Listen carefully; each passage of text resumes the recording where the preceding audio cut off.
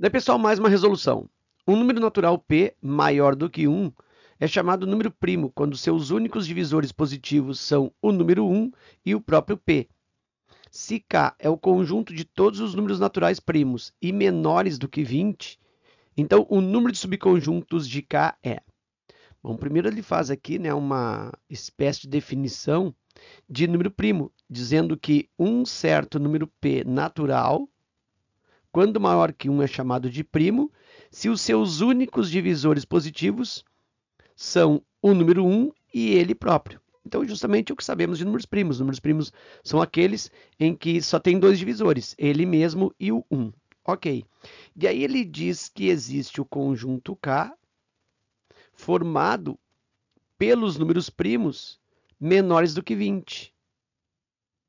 Então, aqui eu vou estabelecer a lista dos elementos desse conjunto K, ou seja, os números primos menores do que 20.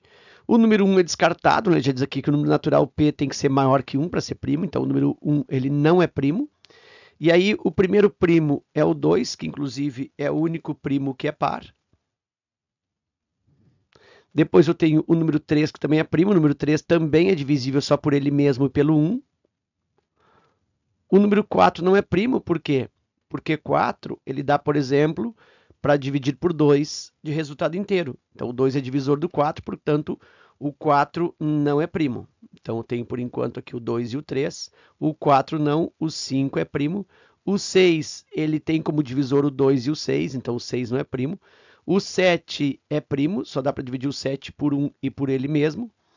O 8 não é primo, o 8 dá para dividir por 2 e por 4. O 9 também não é primo. O 9 ele é divisível por 3, por exemplo, né? Então, o 9 não é primo. O 10 também não é primo, porque dá para dividir por 2 e por 5. E aí, o próximo aqui é o 11. O 11 é primo. Só dá para dividir o 11 por 1 ou pelo próprio 11. O 12 dá para dividir por 6, dá para dividir por 4, dá para dividir por 3, por 2. Então, o 12 não é primo. O 13 é outro primo. Ele é divisível só por 1 e por ele mesmo.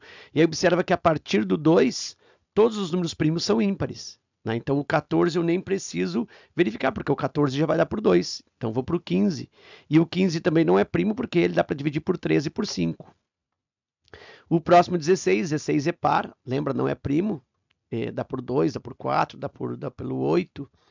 Aí o 17 é primo, só dá por 1 e pelo próprio 17. O 18 é par, não é primo. 18 dá por 3, dá por 6, dá pelo 9, né? Dá por 2.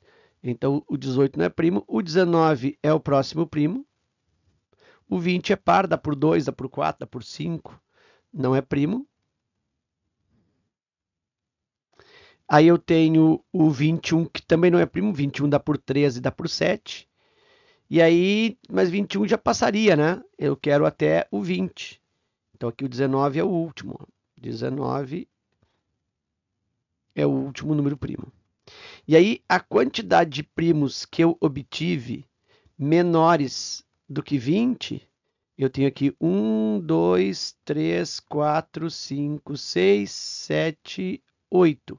Eu tenho 8 números primos. Ele está pedindo o quê? Ele está pedindo o número de subconjuntos desse conjunto K.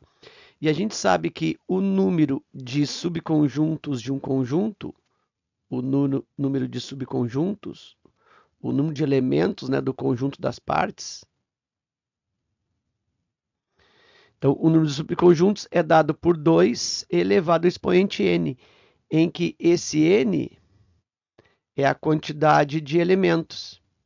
Então, o número de subconjuntos de K, ou dá para dizer que é o número de partes de K, dá para colocar assim numa linguagem matemática, ó, o número de elementos do conjunto das partes desse conjunto K. Ó. Fica assim, ó, isso é o número de subconjuntos de K. Então, essa quantidade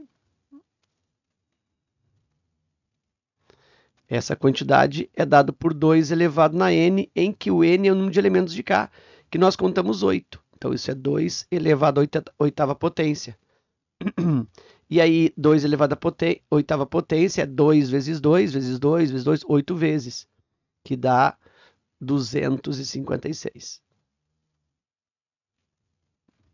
E aí, isso eu tenho na alternativa B.